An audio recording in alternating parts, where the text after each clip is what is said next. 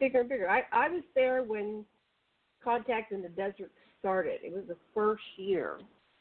I was there too. I've seen them grow to, they were 4,000 people this year. That's about the biggest one we have. So we could get that big. But, you know, when you compare it to the, the Comic-Con, okay?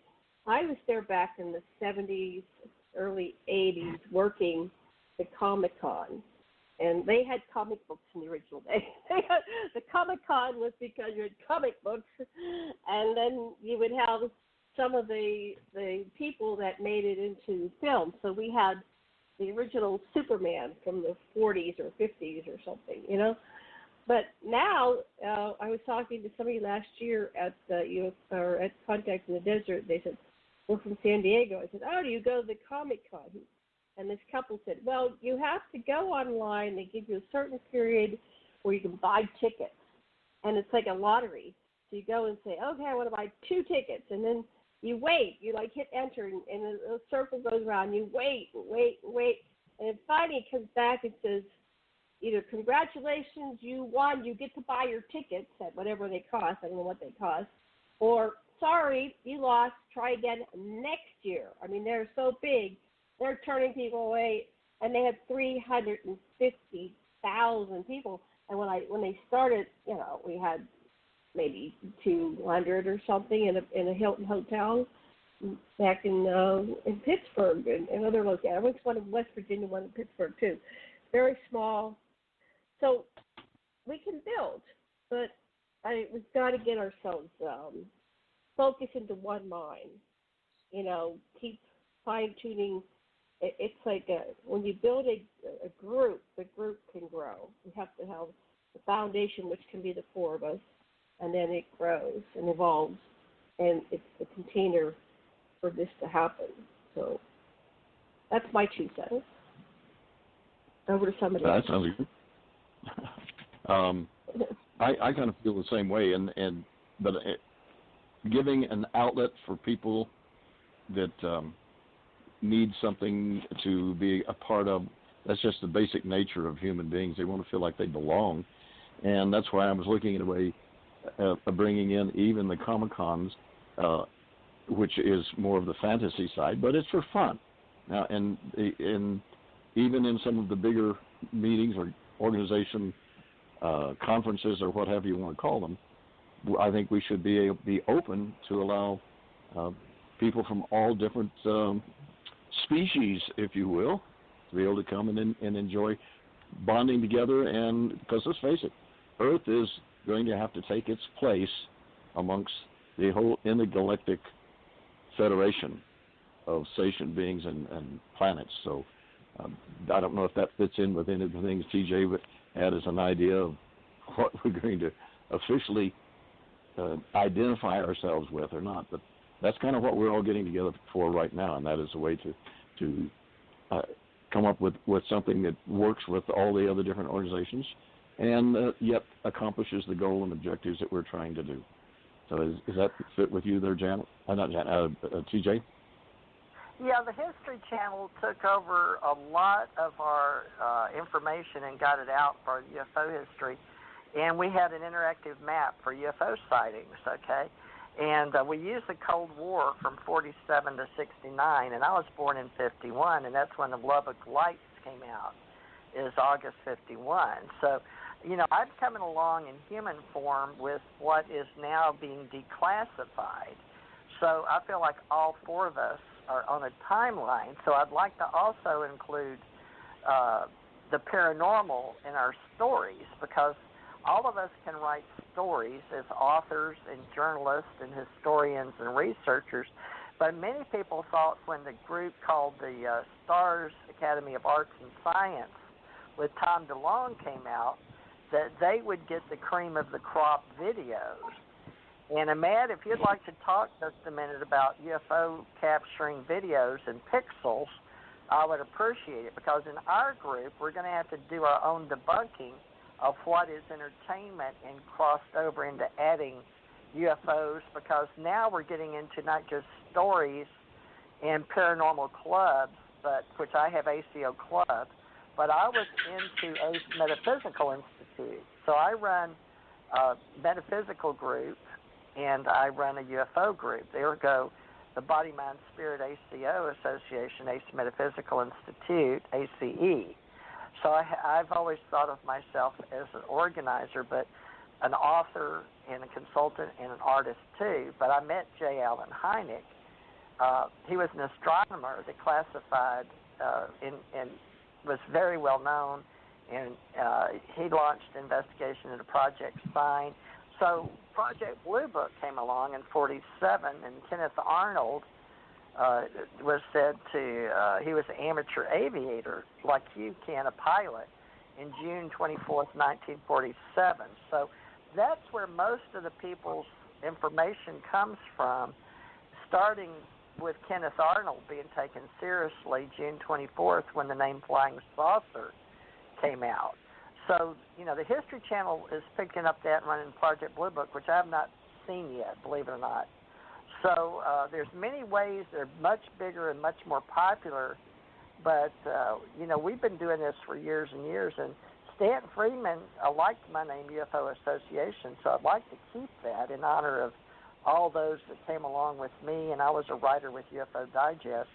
But the Allied Command was the name my husband and I realized we were in space. So that's still a part of our history.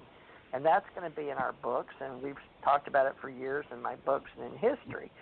So there's different names that we use for different things, and now we've got the Supreme Allied Command, but there's those on Earth too. So, starting with the Cold War sightings and moving forward, we're creating our own history, but there's television, movies, videos, stories, events, gatherings, groups, and it's going to only get bigger and bigger. So we'll have those on the planet and off the planet historically.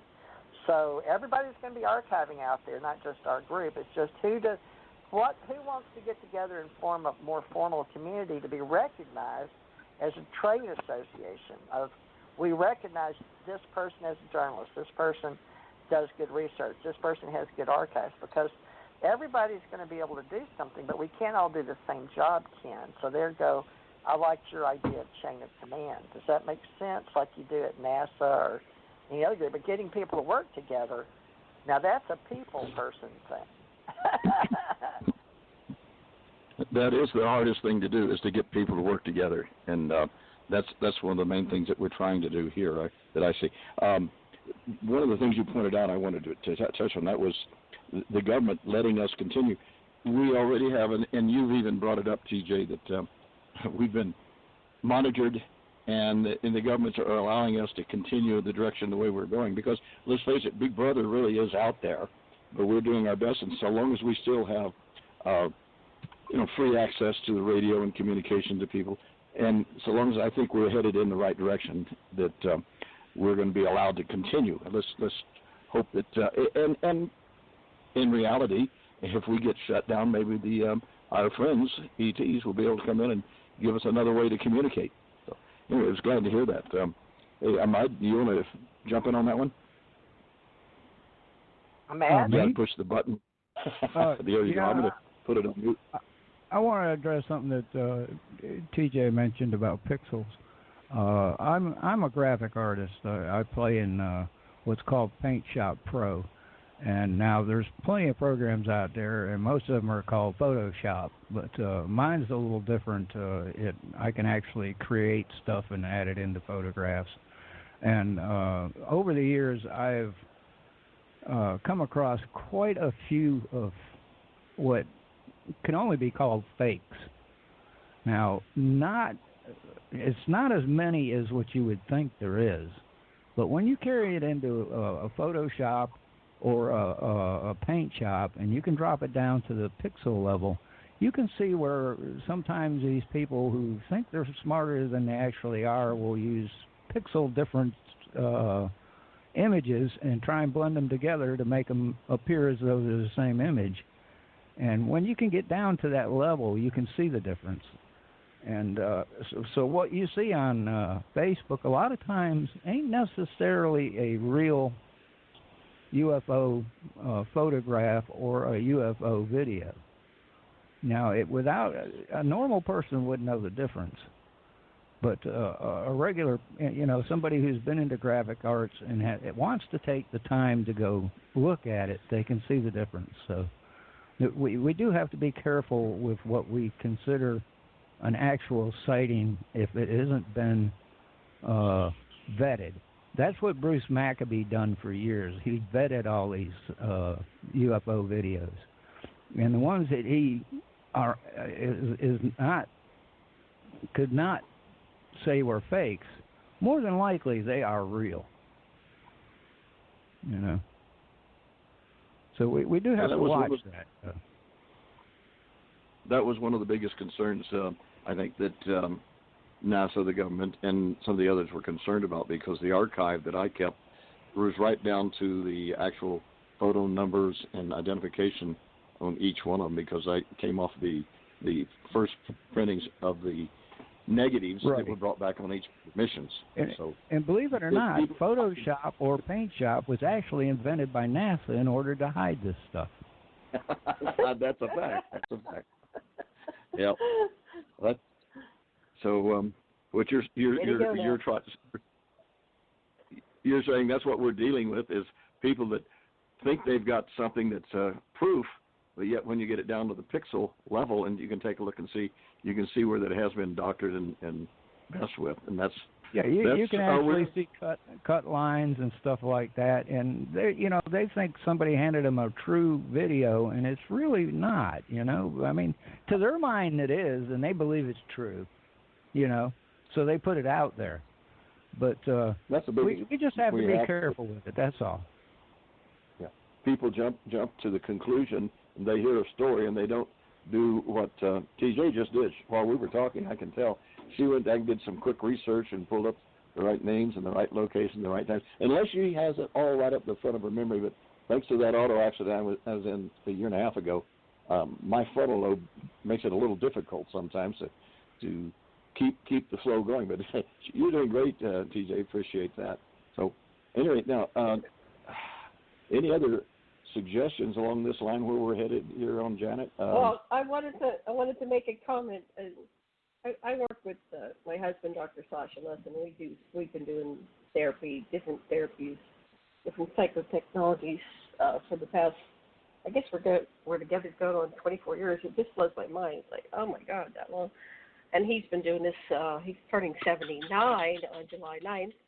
Happy birthday to Sasha. And so he's been doing psychology since the 60s. So anyway, it's interesting to see the lies that people tell. We don't know if it's conscious or subconscious or implanted into their brains. But the story, if you look at all the stories, the truth, the lies, and the stories that they want out there, then you get a bigger picture of what emerges. It's like the group gestalt, the group story, and what are we saying? So even looking at the lies tells you the story about the truth. What are they hiding?